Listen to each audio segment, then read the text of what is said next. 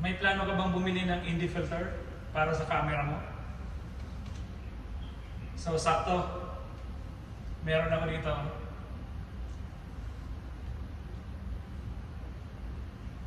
From KNF Concept. So, samahan mo ako, alamin natin kung hanggang saan ang kaya nito. So, ititest ko pala to gamit ang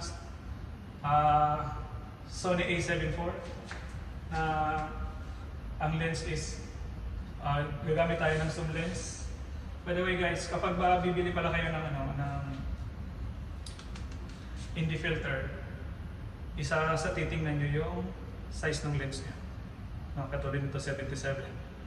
So yung lens ko is 77, kaya 77mm yung kinuha ko, binili ko. Ito pala ay is variable. So variable, ibig sabihin na-adjust yung kanyang density. So tara, subukan natin kung hanggang saan kaya. Ayan. Saan? Baliktad.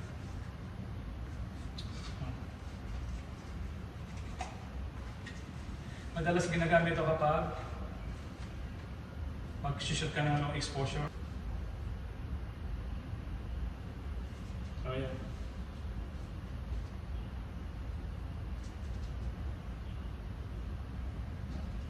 Ayan. Ayan yung mga stops niya. Ano nga pala to? 10 stops in the filter. So dito pala makikita nyo na guys yung na nagbabago yung ayan. Kasi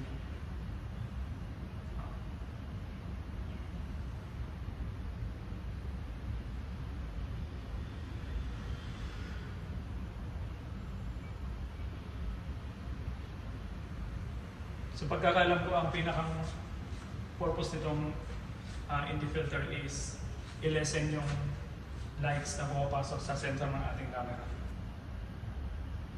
Kapag walang ND filter, ganyan ang image niya.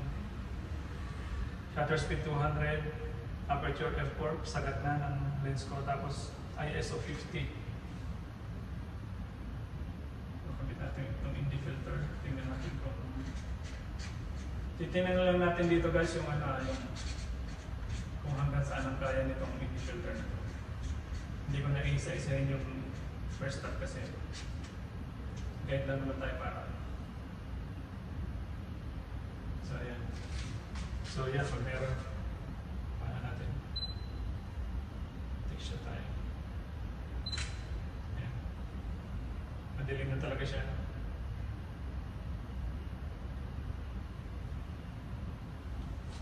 So alamin na natin yung yung kakayahan nitong ND filter na ito.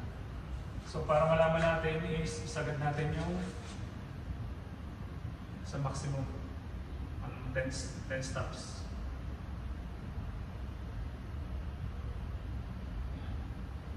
Pansin niyo, dumilim na, no? Ayan. 10 stops agad. So halos wala na tayo makita. Wala pa naman tayong binabago sa setting, ganun pa rin. 200, shutter speed, f4, aperture, and then ISO 50.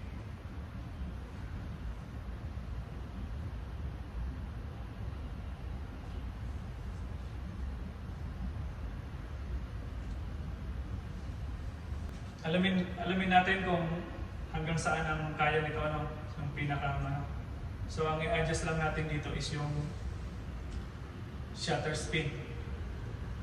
Aperture isasagad natin sa mababa, tapos ISO isagad natin sa mababa. So shutter speed tayo mag-adjust. Tingnan natin kung hanggang saan ang kaya nito para yan sa long exposure, no? So ayan. Try na natin.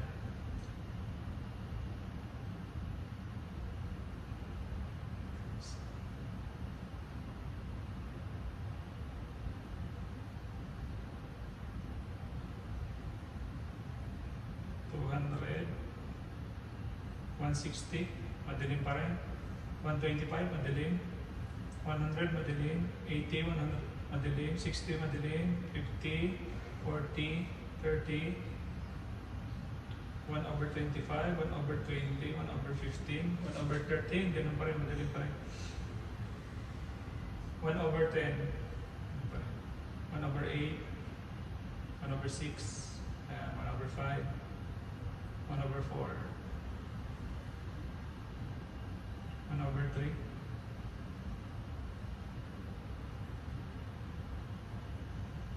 0.4, 0.5, yan, kalahating segundo. 0.6, medyo maliwanag na siya, no? 0.8, medyo madilim pa.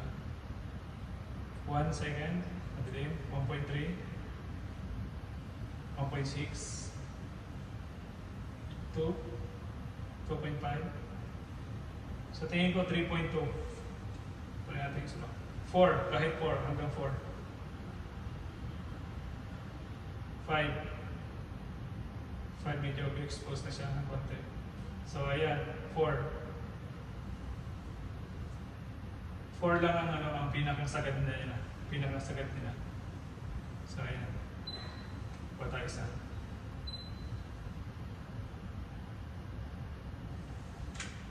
Ayun.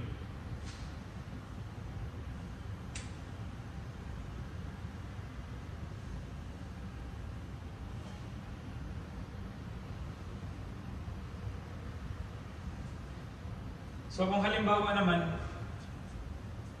mag-shoot ka portrait, tapos tanghaling tapat. Tapos, siyempre, para maiwasan natin yung blur.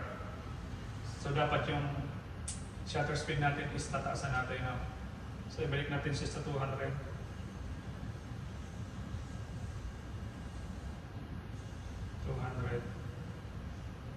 Okay na yan, 200. Medyo hindi na blur yung ngayon, sobrang dilim siya. Ang tanong dun, saan ka mag-a-adjust? So para hindi masakripisyo yung yung blur background, kasi gusto mo blur background eh. Para hindi masakripisyo yun, tendency natin is mag-adjust tayo sa ISO.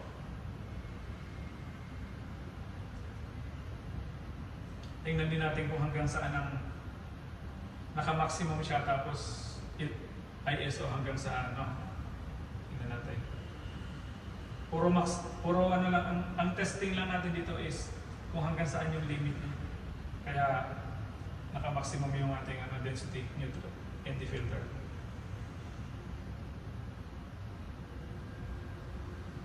So ayan, 32,000, okay pa siya. And 4,000, 40,000, 512, 100, 51,000. Medyo overexposed na yung 64, 640, okay. So yan na, maximum niya, kung gusto mo mag-portrait, portrait, shutter speed is 200, ISO is 51200, 51,200. So yan yung maximum niya na sa kung ayaw mong isakripisyo yung aperture. So yung maximum.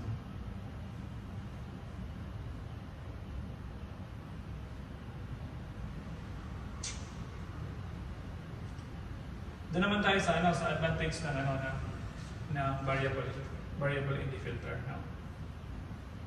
Doon naman tayo sa advantage. Kung ano yung kahalagahan ng ND filter na variable. So balik natin to sa 50, tapos F4, 200 ang shutter speed. So, variable ND filter is adjust natin based sa kung anong gusto nating exposure. So, yan ang kagandahan ng variable ND filter. Hindi ka na kailangan magpalit from time to time. Kasi alam mo naman ang weather, pabago-bago yan. So hindi ka na kailangan magpalit from time to time. So ang gagawin mo lang is adjust mo lang yung filter. Ayan. So nasa minimum na siya. Shutter speed 200. Aperture is f4. Sagad. ISO is 50. So madilim pa rin siya.